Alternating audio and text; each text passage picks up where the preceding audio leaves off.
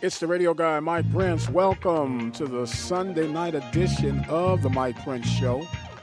The day before Memorial Weekend, officially kicking off the summer.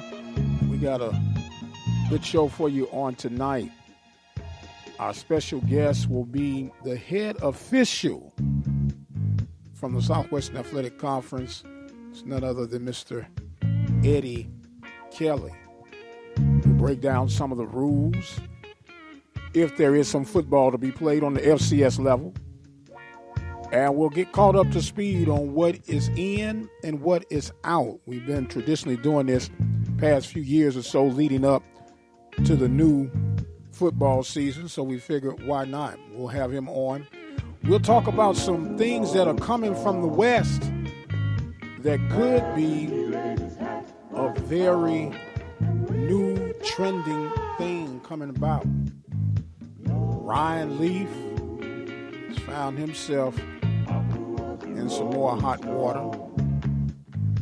So much to deal with in a short time to get it done. We'll even talk about the financial status about the FCS. We got all this planned to talk about. We're going to get to most of it. All of it, I'm not real sure. But we will do what we can while we can to get things done. How y'all doing on this lovely day? I call it a lovely day, even though it has been thunderstorms, raining like mad in the Houston Prairie View area, but it's still another day that was not promised to us, so we might as well make the most of it. What a week have we had dealing with everything that had come out. Of course, APR, we've had coaches and ADs flipping on each other from Stephen F. Austin. There has been some dragging of the feet and the true transparency factor with the Prairie View Athletic Director search. There's been all kind of things. There's been a new hire with Mo Williams at Alabama State, and so much going on in such a short time. But I really want to at least kick the can with something that is huge that's coming from the West Coast with the California college school systems, which include UCLA, Cal, Berkeley, Fresno State, just to name a couple. They are eliminating SAT and ACT scores, not just because of the virus. They're doing away with it altogether.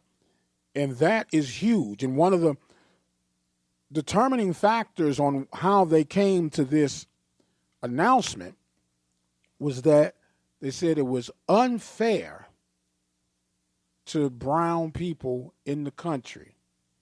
They're finally stepping forward and saying that the tests were racially biased. It's been echoed for years, but they finally come through and admit that, and they're doing away with it.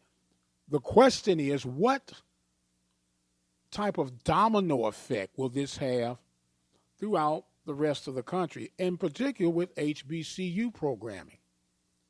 It is going to be very interesting to monitor that, to see the whereabouts of how that come to be.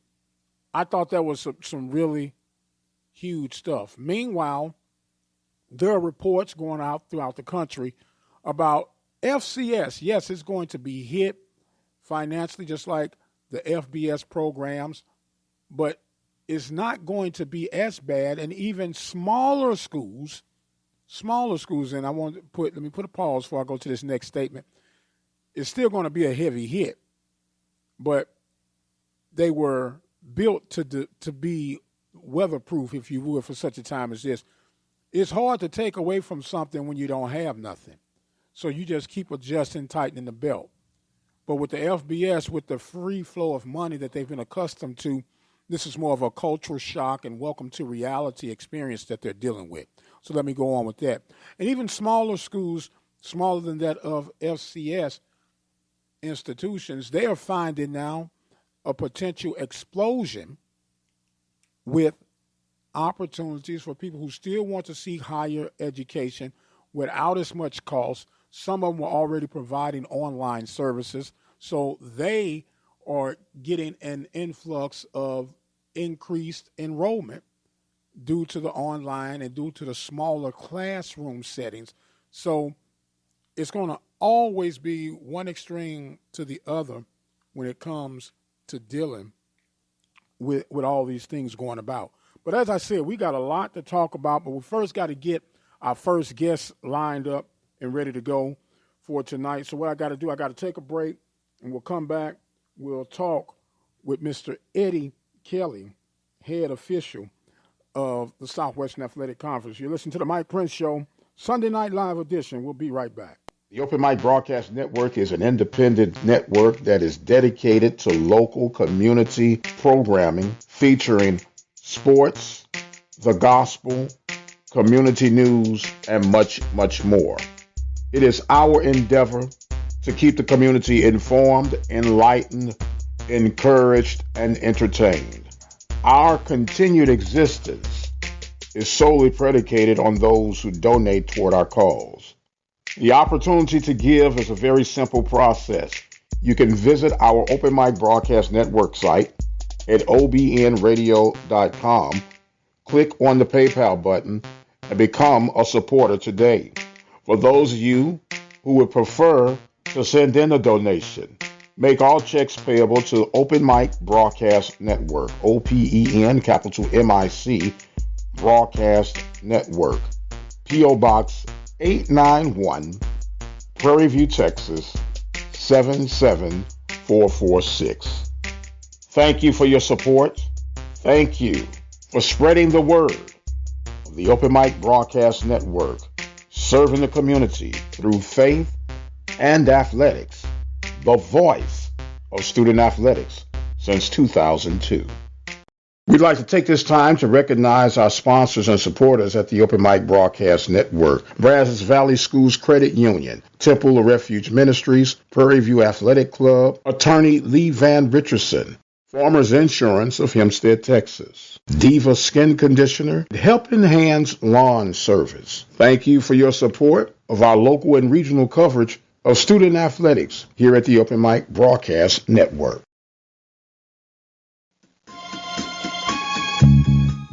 And welcome back to the Mike Prince Show Live, Sunday night edition, the day before Memorial Weekend, where it's officially going to be summertime. And we know when we get to that Memorial Weekend, we start gearing up. Yes, it's baseball season, but what do we start thinking about? It's time for football. It's time for football. You guys have been fiending for it all the time. We've been off and about through this virus. Depending on who you believe, we're going to have it real soon, and guess what? We're going to stay right on course. And welcome back to the show, the head official. We've been doing this for quite some time now. You guys seem to enjoy it, so we're going to keep it right on. But we're going to present to some, introduce to others, head official of the Southwestern Athletic Conference, and that's none other than Mr. Eddie Kelly. How you doing this evening, sir? Doing good, Mike. Hope everything's going well with you and all your listeners. Yes, sir. We're doing quite fine. Hopefully you and the family are staying safe and staying dry. You're in the Houston area, right? Yes, sir. We had some rain pass through and supposed to get some more, but right now we're okay. Well, I guess I'm getting it all right now. It's thunder, rolling, clapping, cats and dogs meowing and barking. It's raining pretty hard, but that's when you appreciate a roof. Even if it's not a big one, you got one to keep you out the elements. Yes, sir. Yes, sir. Now, look, we got a lot to get caught up with. I know that the virus has hit everyone across the world. And just for starters, what are some of the, I guess, safety precautions that your officials would have to be taking in? And if you've even had that discussion yet with your guys? We've discussed some of the things, Mike. Right now, everybody's just kind of in wait-and-see mode. There are some things on the table that, like, as you might have heard this week, they allowed some of the kids to come back to start voluntary workouts, and they're kind of opening up some of the schools. So we're kind of waiting to see how that goes. But on the officiating end of it, we're getting ready. We've got Zoom meetings like every day. that's a good thing. We're getting mentally prepared and watching film and, going over tests, and we're getting as mentally prepared as we can. It's kind of tough to get any snaps on the field because there are none anywhere. But, when they say G, we're going to say, oh, we'll be ready to go. I know that's right. I know that's right. Now, with that being said, and last year was your first official year taking over the top position at the conference, correct? Yes, sir. Okay. Now, we know we become our own worst critics on I could have done this better, we could have done that better. Had you had extra time to go back and reevaluate the job that your crew has done, and how do you go about determining who becomes the top crew, or do you even have a system like that where you have top crews, or do you rank your crews at all? We do. And, coming off the field myself, I always thought I was the best. So I want my guys to feel that same way. And to get them there, we are grading all of the films, and I've got NFL involvement with that, where all of my graders are NFL officials, and they're doing their best to keep them mechanically and judgmentally sound. And we had some instances last year where we were not quite there, and there was some growing pains. I think toward the end we straightened out a lot of those things, and we've got to get a better perception, I feel, that we're a part of the game, and we're just there to make sure the game is played correctly. And we've got to educate a lot of our listeners and fans and coaches and administrators to some of the things about the game on our side that they don't quite understand. And that's understandable. And that's one of the things I really want to get around and do more of this year. But as you know, we all kind of sitting still, but we're working on that also with different committees and talking to people and stuff. So, like, for instance, we had a game at Jackson State where Alabama State was winning the game handily, and Jackson State scored on the last play of the game, and our guys took out. They were gone. And the announcers on their TV feed were saying, hey, they got to kick that extra point, this and that. And by rule, you don't, because if it's not a competitive edge to the end of the game, they were up a couple of touchdowns. So an extra point, whether you kick it or whether you go for two, wouldn't have made any bounce. Now, of course, if Alabama State would have only been ahead by two, and or say even three, and there was time left, of course, because that's a competitive edge. But the game was over. No way a 2-point conversion or a 1-point conversion would have tied it and make the game go into overtime. So it's over. So just small things like that we want to make sure that everybody's educated to us the way that we do our job. Well, that's one of the reasons why we have you here, and we try to get a fresh update as far as rules updates and everything like that. And I got to admit, this is one of our highly anticipated episodes. We used to do it with, of course, Mr. Mitchell, who you replaced for quite some time, and now you just coming in and smoothly transitioning. And I do appreciate you for continuing to allow us to be a part of the news and information that comes from your department. So we definitely appreciate that. And since you're on the road, what are some other little things that you would like to inform and educate people on? Well, some of the things like with targeting, we'll get into that when I start talking about the rules in a minute too. Every play is replayed when you're using your replay system, but we still get a lot of feedback that you guys didn't look at that play, or you didn't look at that catch, or you didn't see if he was out of bounds. And actually, we do every play. But the truth of it is, a lot of plays are looked at and we say, okay, he was good, or the call was right, and we play on, But we're going to make a big effort to, anytime that we have a play that's maybe controversial one way or the other, or, people are all up in an uproar, we're going to have some, I guess you could call some PR stops, and just to make sure that everybody understands what's going on, so that we can kind of get away from that until everybody understands all it. Because it was a good reason for some of the uproar, because last year was the first year that Every conference game was replayed. So that was learning curves on our end and on our fans' end. Just some of the things that we want to try to straighten up, Yes, sir. Now, And to get into, I'm sorry, no, go no, ahead. go no, you go right ahead. Go right ahead. I'm sorry. Oh, and to get into that, and kind of skipping ahead here with targeting, but this year one of the new rules is that if a kid, anytime we got a targeting, it's going to be replayed anyway. But if a kid is called for targeting and replay says yes, it is, he will not have to leave the playing field this year. Okay. He will go to the sideline and he'll be able to stay with the squad. Okay. But now, if it's something else with that targeting, say a fighting or something like that, then he would have to go. Or if the kid gets kicked out of a game, he's got to go. But for a targeting foul this year, they brought up the fact that we will not send them to the dressing room. We'll leave them on the sideline. Now, what led to that? Because it was almost like considered unnecessary roughness, personal penalty. It's still a personal penalty, but what led to not having them be removed from the sidelines and say, okay, let the kid stay? A lot of times, you get seniors in their last game, toward the end of the year was one of the things. And another thing, they call it the walk of shame, because the cameras go to them and graduate assistant or somebody walks into the dressing room, and that's not part of the game where we're trying to shame a kid. It's just unfortunate that the play caused, a high hit above the shoulders or hitting a defensive player or hitting somebody with the crown of your helmet. It causes for targeting, which has an ejection with it, but we also disqualified him from the game.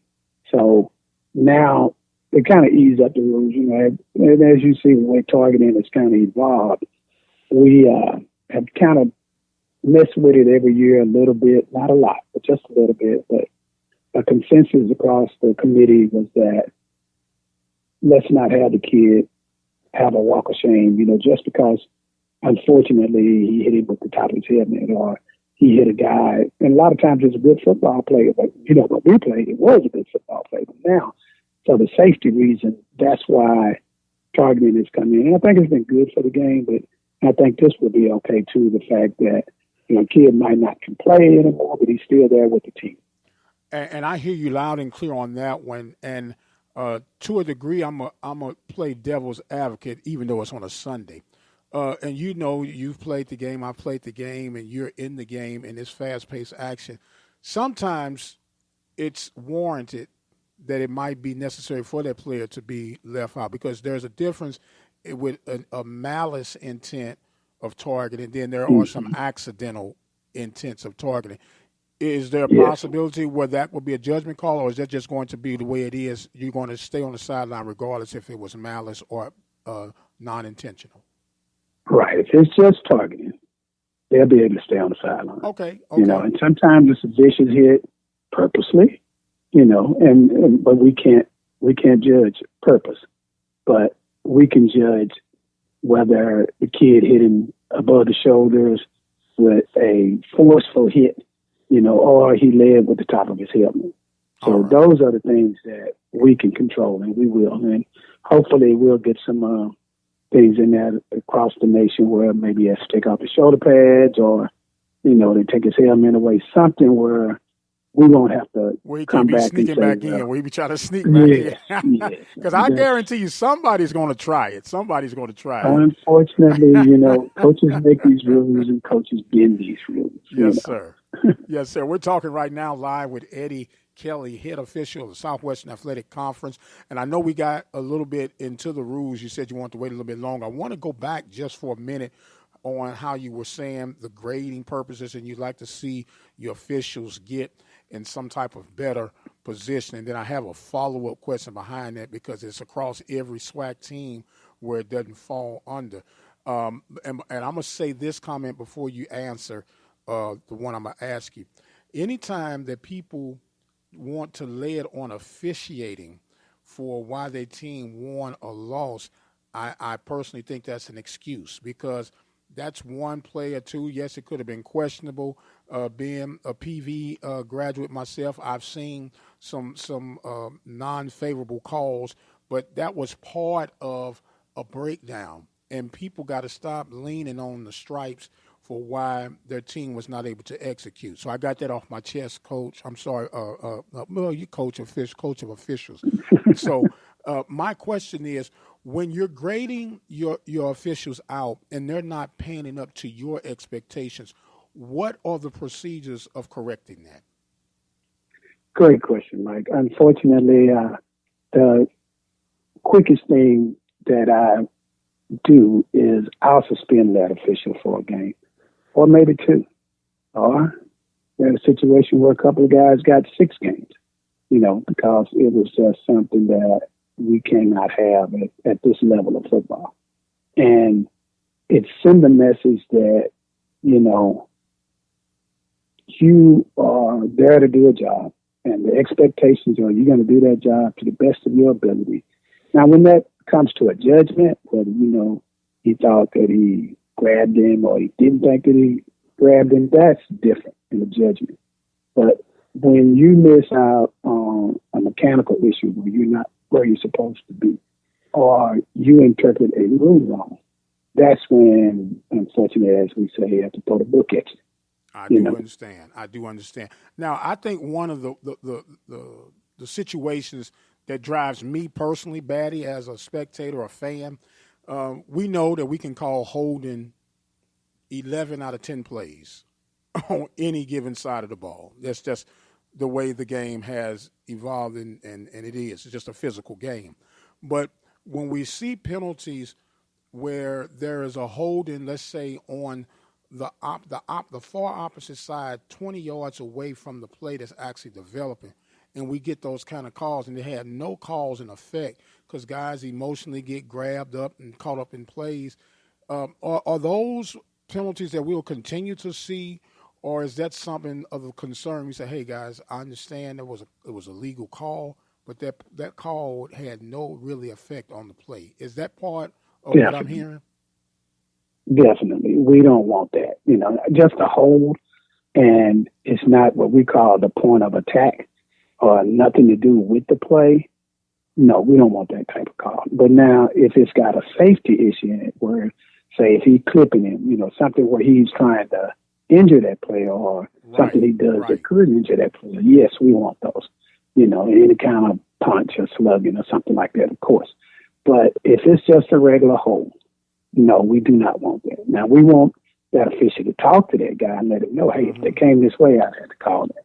And then now, some of the time, you'll get one like where, say, if it's a receiver that's being held, and the quarterback looks that way, and he got to tuck it and run or go to another receiver. Now, that one might get called. Oh, okay? Man, we can't keep the Mel Blunt rule? No, we can't keep that one. We can't keep that one. I'm just giving you a hard time. I understand it, but that would have a direct cause and effect on the play. But we know it's all about the safety, and it's all about, because you have to admit, so it kind of breaks the flow of a game, and it creates a bad game day experience. And some of them you just got to call. I understand that. But as you said, the consistency of where you're doing your job, and by doing your job, you're not the focal point of that game. You have to make the obvious calls. And when people get to, if it wasn't for that, because the next thing is certain fan base believe that certain teams get favorites throughout the conference, and they don't like us. Can I? Go ahead, sir. Go ahead. This is what you're here for. Speaking of it, most definitely. I hit a hot button then, didn't I? I know when you're a fan and you run for your team, by God, you're supposed to say, it was cause of them and they called this foul on us. And sometimes you got a point, because to me it's too tight or a guy's being too technical. So basically, by rule, he might be right. By philosophy, he's not right, And those are the type of things that we're working on, especially over this time of a break, to get the guys out of. We want to let the kids play. Right. And you come to see them, and we want you to come to see them. Hopefully, you guys on radio probably be a lot more involved now because people might not be ready to come see, or they might not be able to come see. You know, we don't know yet. But if you're, I guess, describing the game or calling the game, and we want it to be where you're not looking for what was called, that you would even know it was called, you know. Mm-hmm. So we want to get the big ones, you know. We want to get the things that the team definitely got an advantage, and we had to call that, you know. And we're trying to wipe out some of the smaller things that are slowing the game down and, you know, stopping the flow of the game. So we're working very hard on doing that, and I think we're gonna be a lot better. Yes, sir. Well, it's all about getting better. And, you know, I was sitting up here thinking while you were talking earlier about whether a player or receiver kept their feet in bounds. And a lot of people have a tendency to forget that you only need 1 foot in bounds in college football. And they're making these plays more difficult than what they need to be. Plant your foot on that outside bound if you have to and secure the ball and keep the chains moving. Isn't that couldn't that be a coaching technique too? I mean, you know, that's unfortunately I don't get paid to do that job. No. You know, I understand that, but I'm just saying if you're in, and I know guys are used to watching the professional game, and some of them striving to go, and yet you do work on that, but understand the rules in which you're playing in, and it makes life less complicated for all parties involved. Yes, that's true. That is very true. Okay, we're talking right now with Eddie Griffin. Oh, Eddie Griffin, man, the comedian Eddie Griffin. It happens to the best. So Eddie Kelly, do you tell jokes, Eddie? No. Not too many, Mike. Okay, we're talking with Eddie Kelly right now, head official. Now let's get to the rules advancements. We know each year they fine tune, tweak, throw out something that didn't quite work, or they try to enhance it. What are we looking at for this 2020 season, if there is a 2020 season? That's a good quote to him. We pray that there will be a 2020 season, and we'll just go right down the list right quick. And you know, if you got any questions about them, feel free to come in on. The first one is we legalized the number 0 this year, and just to give teams another number to use. Some of our teams, not as many in the SWAC, but across the nation, they double up on numbers a lot. So this will give them basically 2 more numbers to use. Okay. You know, so now a player can wear from number 0 to number 99. So you still would be able to have 2 numbers, but one has to be an offensive and defensive player, though, right? Yes, they can't play on the same play. Okay, so which means they can't play the same position. Right. So that means you could have 2 zeros now as well. Yes. Okay. Yes. Okay. Next rule.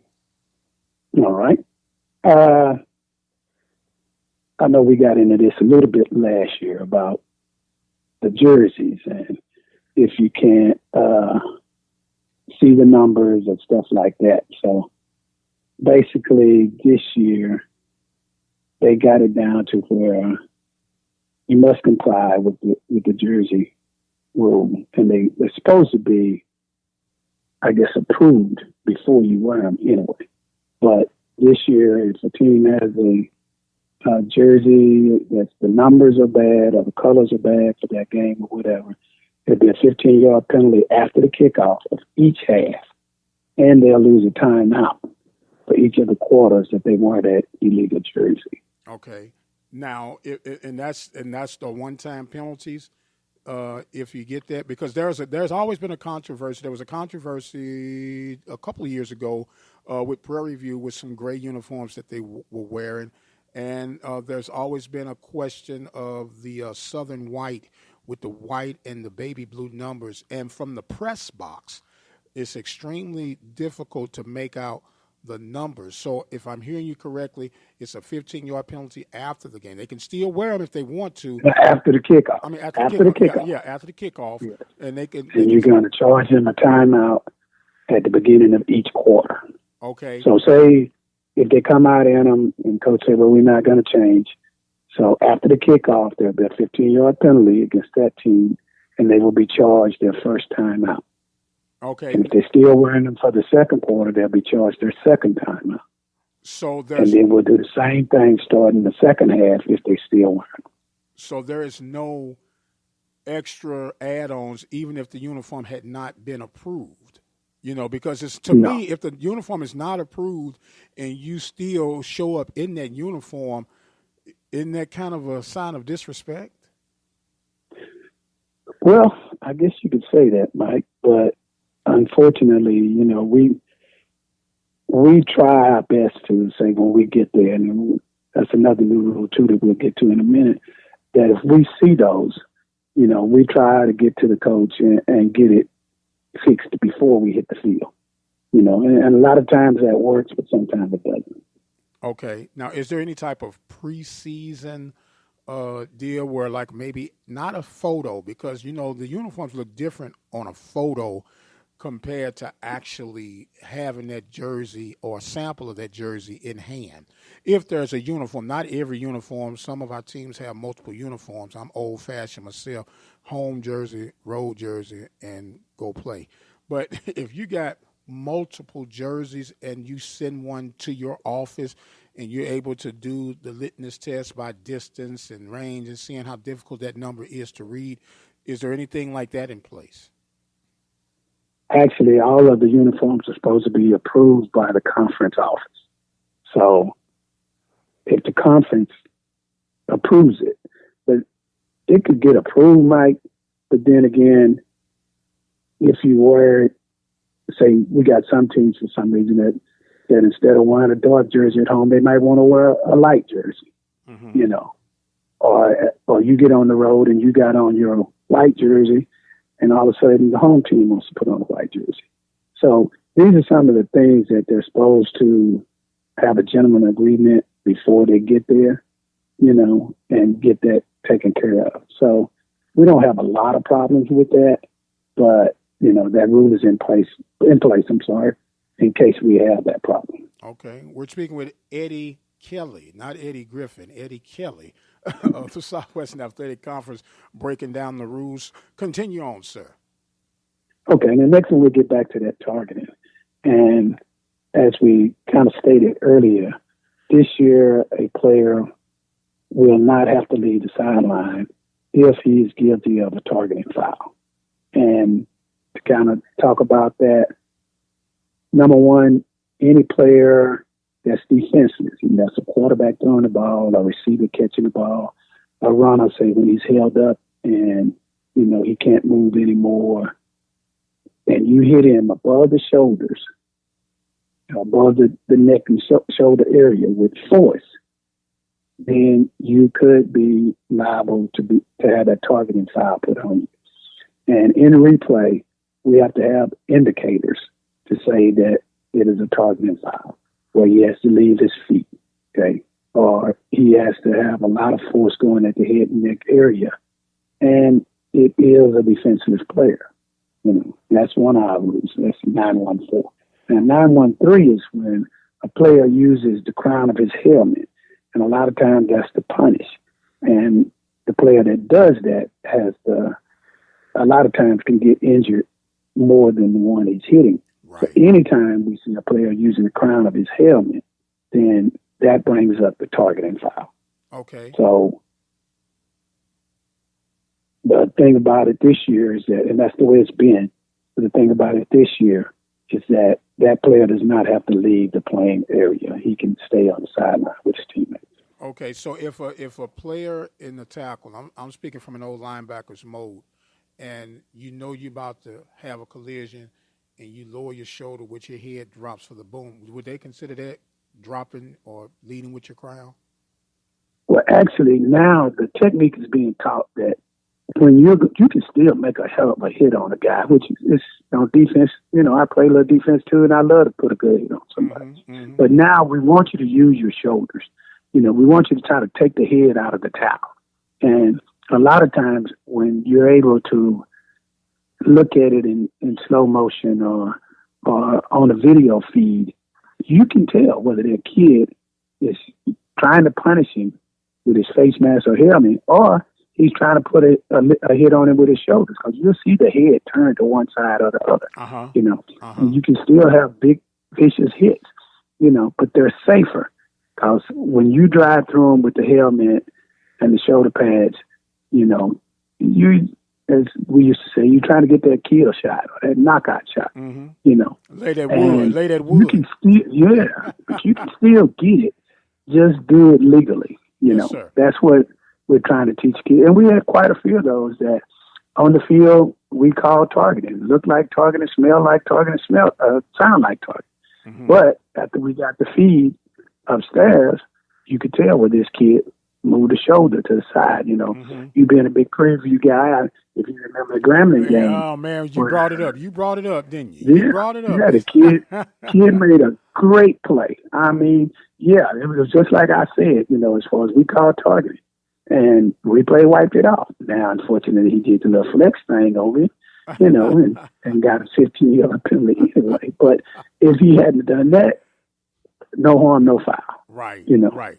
Well, I'm thinking now from the offensive side, you got a big aggressive fullback, and he's not going to run out of bounds. He's going to prepare himself.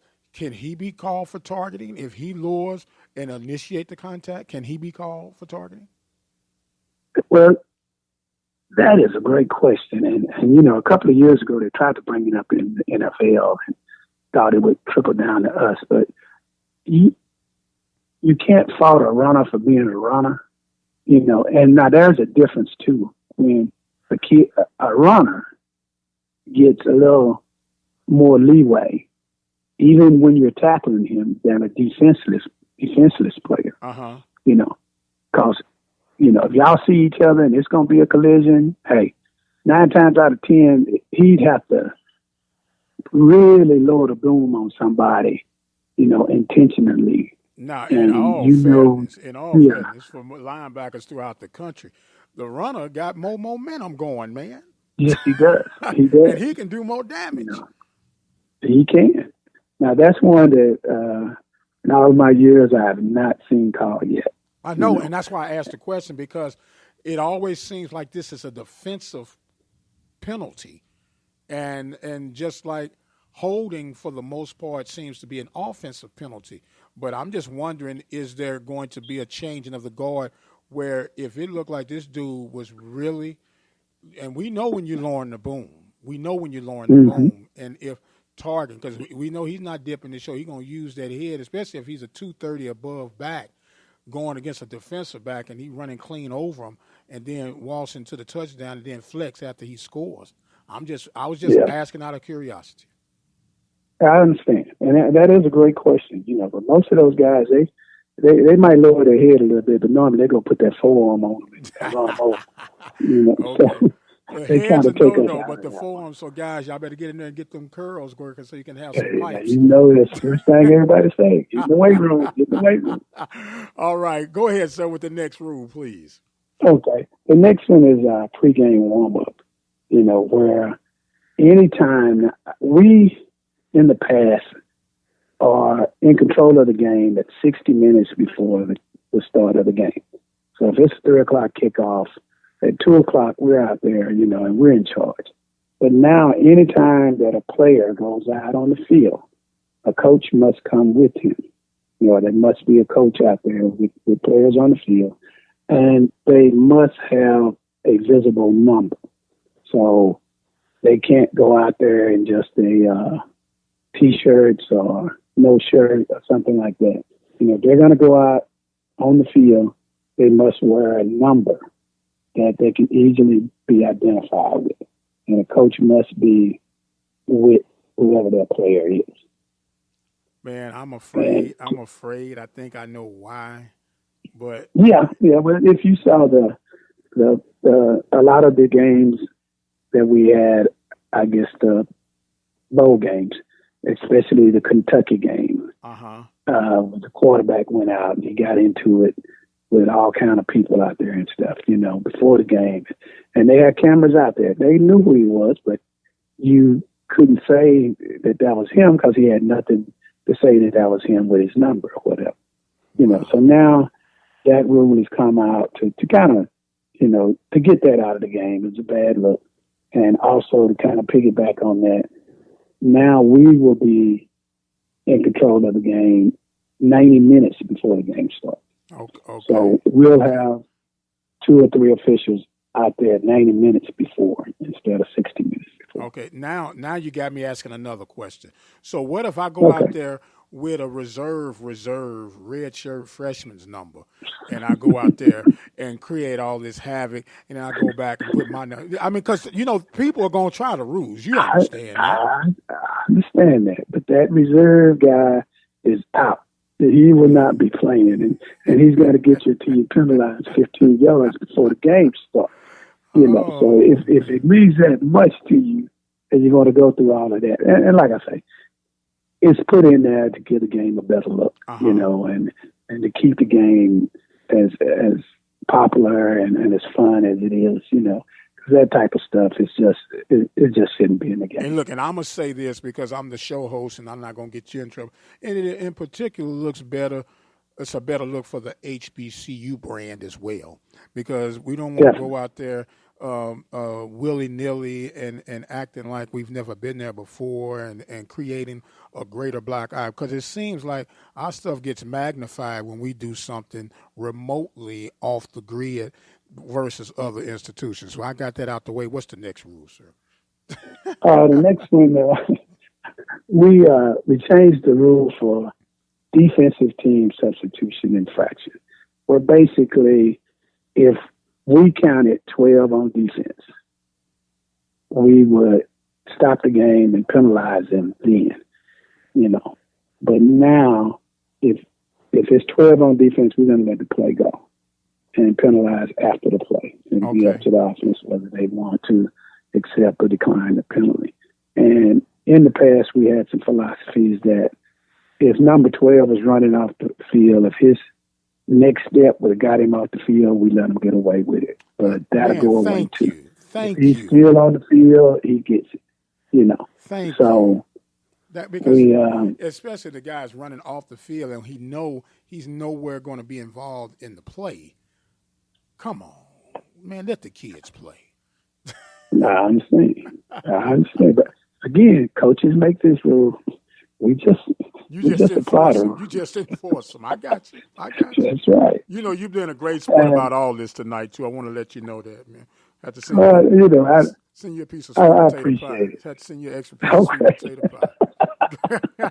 Go ahead, sir. Go ahead.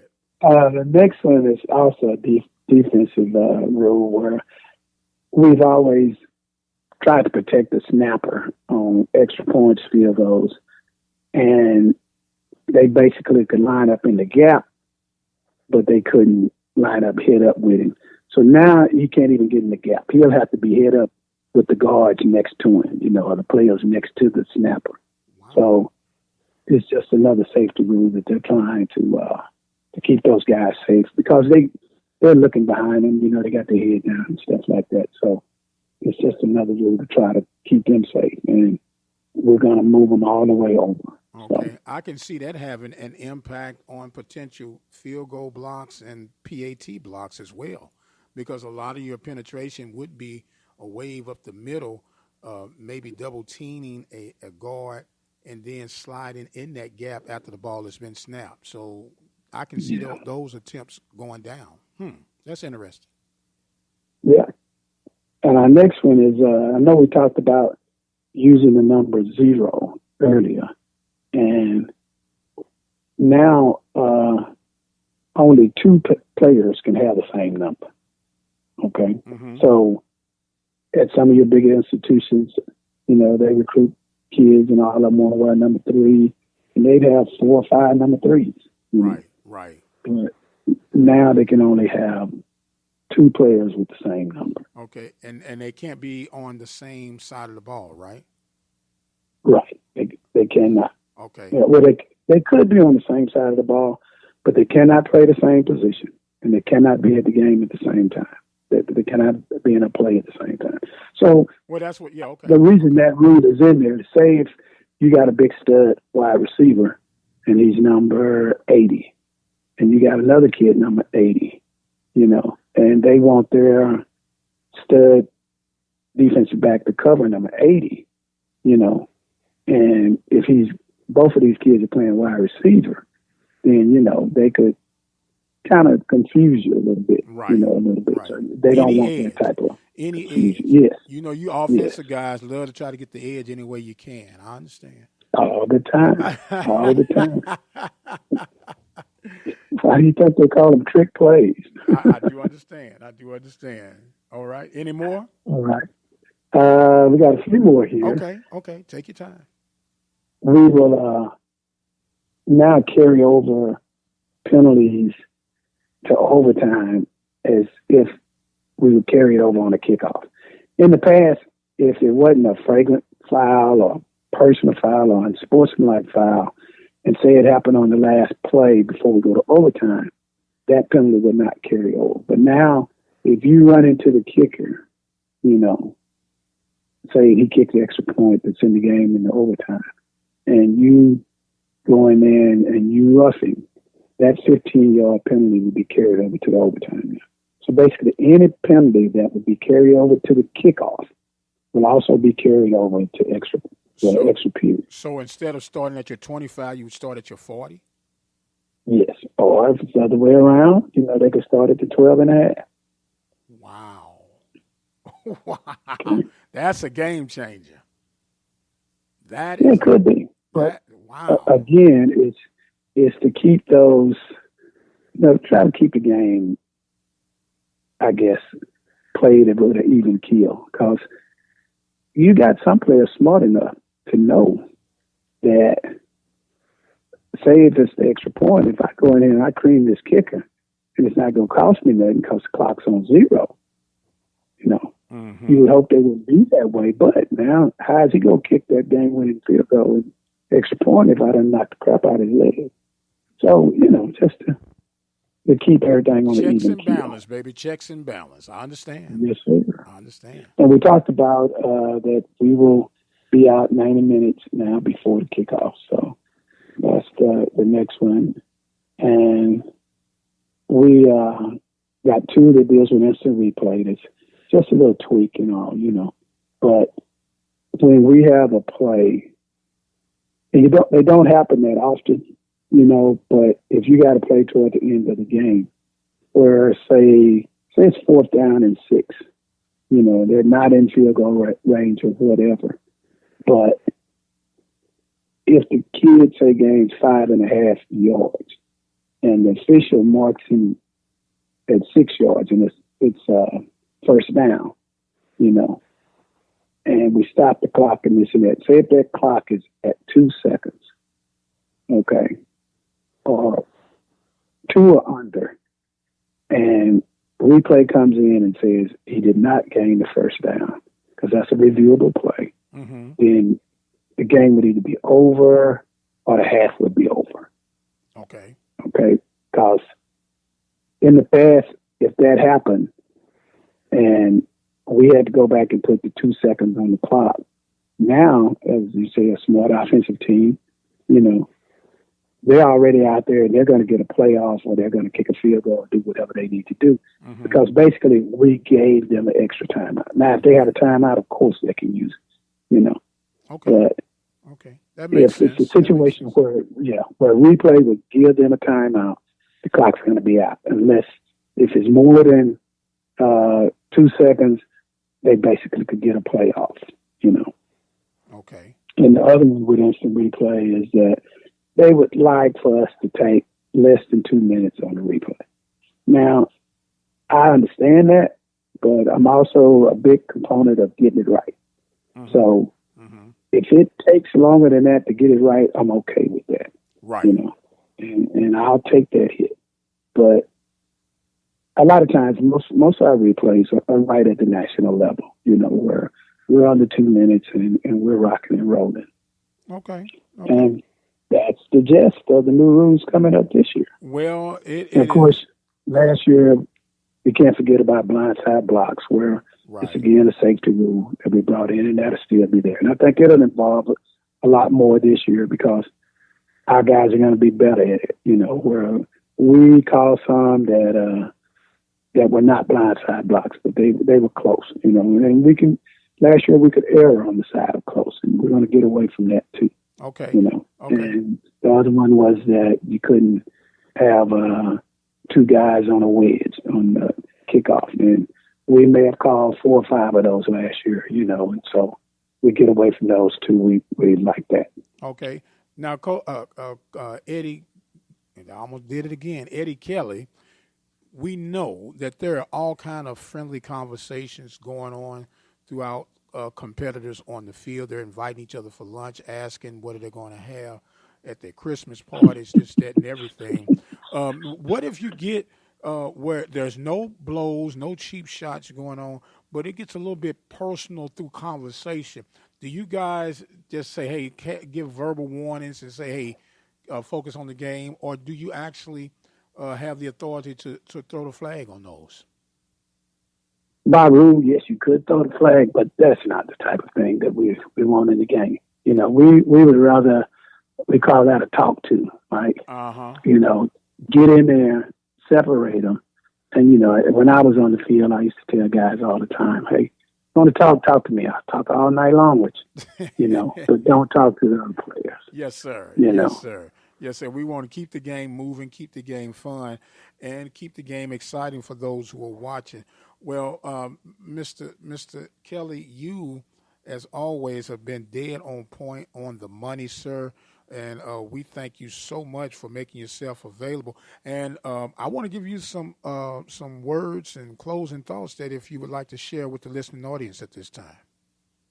Well, I'd just like for everybody to stay safe and stay healthy. And, you know, if you don't need to get out until we get something that can make sure that we'll be safe, to try to stay home if you can. I understand if you got to get out and work or whatever, but, you know, do what you can to keep others around you safe and yourself safe. Yes, and hopefully we'll have a great 2020 season. Yes, sir. We're looking absolutely forward to it. Hopefully we'll get a chance to talk just before the kickoff is, if you're willing to make yourself available with us, sir. Sure. Just give me a holler, Mike. I'd be more than happy to. All right. Mr. Eddie Kelly, head official of the Southwestern Athletic Conference. As we were breaking down the rules and regulations, getting caught up to speed, we're going to take us a break, and we'll come back with more of the Mike Prince Show live right here from the Open Mic Broadcast Network. Keep it where you got it. We'll be right back.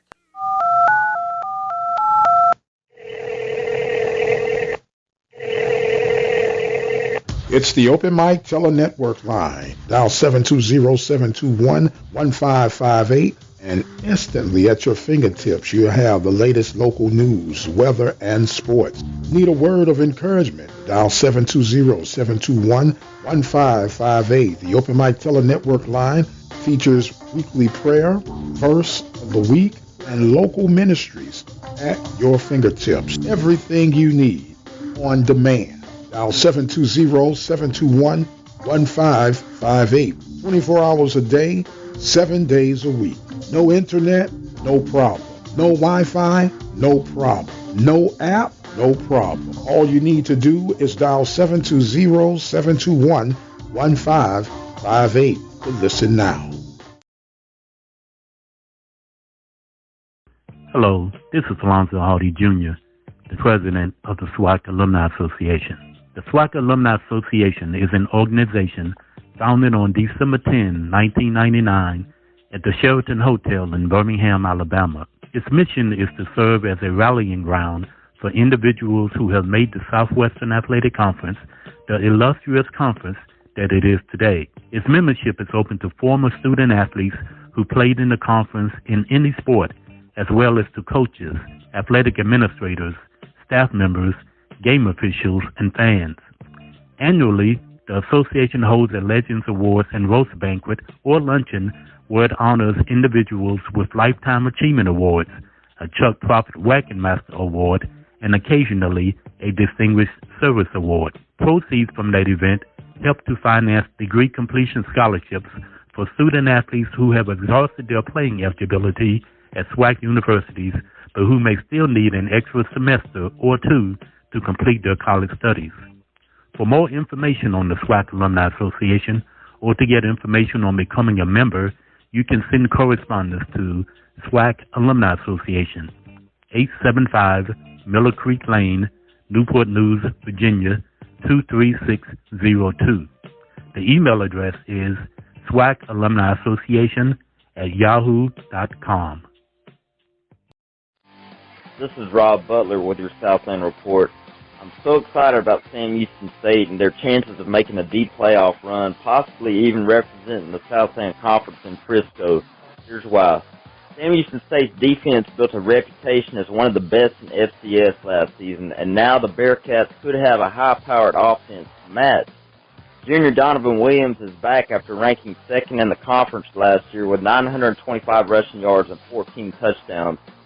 So is Kyron Jackson, who was the league's third leading rusher in 2018 before injuries disrupted his junior season. The Bearcats also return a deep receiving corps that includes sophomore standouts Ifa Dahi, Chandler Harvin, and Dee Bowens, as well as fifth-year seniors Corey Compton and Brennan Tibbs. And perhaps most importantly, for the first time since two-time Walter Payton Award winner Jeremiah Briscoe left campus, they have solidity under center in the form of junior quarterback Eric Schmidt. Now, even with the plethora of returners at the position, Nathan Stewart's departure inevitably created a playmaking void at receiver. However, a pair of late additions to the 2020 signing class should help alleviate any concerns. The Bearcats turned heads earlier this month with the announcement that they landed former Howard wide receiver Jaquez Ezard. Sam added to the excitement shortly after, revealing that it also inked a commitment from Cody Crest, a transfer from Harvard. Both players have 1 season of eligibility remaining, as does tight end Isaac Schley, who arrives as a grad transfer from Georgetown. Now, while not necessarily a need, Sam Houston State learned the hard way last season that it can never have enough depth in the backfield. The Bearcats put this sentiment into action back in February with the early signing of Maine transfer Ramon Jefferson. Jefferson ran for over 1,000 yards in 2018. That's Rob Butler, Open Mic Broadcast Network. And welcome back to the Open Mic Broadcast Network. Mike Prince Show live Sunday night. Mr. Rob Butler with the Southland Report. We heard about Stephen F. Austin. We also heard about the Howard transfer. And there's another Howard transfer. Mr. Caleb Newton is going to follow tracks of Big Brother. He's going to be at Auburn. Figure that one out. They got him listed at 6'1", 195 pounds. I think they've been a little generous on both sides, but it is what it is. He'll be an Auburn Tiger. Now, want to thank Eddie Kelly for coming on board with us, breaking down some of the new rules that'll be in play if we have play for the FCS programming, and a lot of rule changes, and we'll kind of get a chance to hit on that throughout the course of the week. Some of those, I believe, my beloved Panthers were influenceable on. Speaking of influence, Mo Williams is now the new head basketball coach for Alabama State. He had his press conference this week. We got just a little bit of time there. We're going to hear just a little briefing from his press conference on Friday, and we'll come back with some comments. On Coach Andre Terrell with the Montgomery Advertiser. Just as far as film views of Coach Jackson, who's here for 15 years and plays college ball here, and someone that had an extended tenure and relationship with the university, what is the approach for you coming in and kind of establishing a new culture or identity for your team, considering the history of who was there before? Well, I'm a guy that lives in the present. You know, the past is the past. You know, those guys did a great job. 15 years, that's a long time. 16 years before that. I'm stepping in this game just bringing what I bring to the table, my culture, my kind of type of guys, and just the overall goal is to be successful. You know, recruit great kids, both on and off the court. That's for one. And turn these kids into men, mentor them, be someone in their life where they can look up to, show them the way. And my overall goal is to make sure these kids graduate and become something in life. And, of course, that was Mo Williams in his press conference. It's a new era in Hornet Nation, and it starts with Mo Williams. So that is going to be interesting, exciting to see. We got two NBA legends in the conference now. Of course, Lindsey Hunter at Mississippi Valley, and now Mo Williams with Alabama State. We'll see what Coach Byron Smith has to say about that as we slowly but surely try to make sure that we get things back to normal as possible. And speaking of getting things back to normal as possible, it will be Memorial Day on Monday, tomorrow. I want you guys to take time to reflect on the lives and the sacrifices that have been made and what it really means to be free. And when we understand that freedom is something that we shouldn't take for granted, freedom is something that maybe we've gained to appreciate since we've all had to sit down and hunker down with the attacks of the COVID. Hopefully, throughout all of this, we become better people, we become a better country, and we just do what we can while we can, one for another. I want to thank my guest on tonight, head official of the Southwestern Athletic Conference, Mr. Eddie Kelly. I want to thank our sponsors, Diva Skin Conditioner, Helping Hands Lawn Service, Attorney Lee Van Richardson, Temple Refuge Ministries, Prairie View Athletic Club, Brazos Valley Schools Credit Union. Don't forget, you can visit our website at obnradio.com. You can also check us out on Instagram, Facebook, and Twitter at The Mike Prince Show. And our YouTube channel is the Open Mic Broadcast Network. I've got to go. I'm out of time, and I must exit stage left. But until the next time, you guys be blessed. We'll see you on the other side.